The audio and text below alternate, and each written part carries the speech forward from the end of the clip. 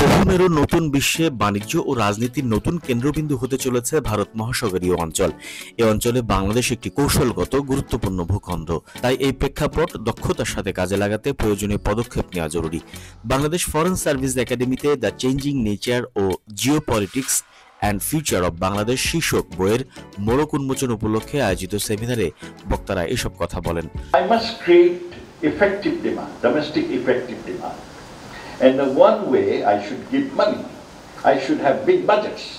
I should give money to the people. And when they spend, the business sector will invest and the economy will be a cycle of prosperity.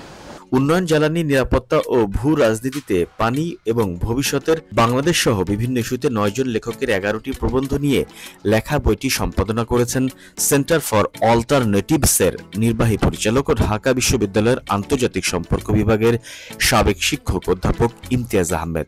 The moment you finish publishing a book, the book is no longer yours. The book is with the readers. It's the readers who will try to define, interpret, understand. Even if I go and read the book.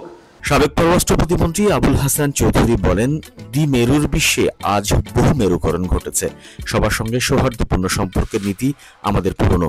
Bharat মহাসাগর অঞ্চল পরবর্তী বিশ্ব রাজনীতির গতিপথ নির্ধারক হতে চলেছে বলে মন্তব্য করেন কূটনৈতিক প্রকাশনার ডিপ্লোম্যাটস ওয়ার্ল্ডের উপদেষ্টা অবসরপ্রাপ্ত লেফটেন্যান্ট জেনারেল মাহফুজুর রহমান।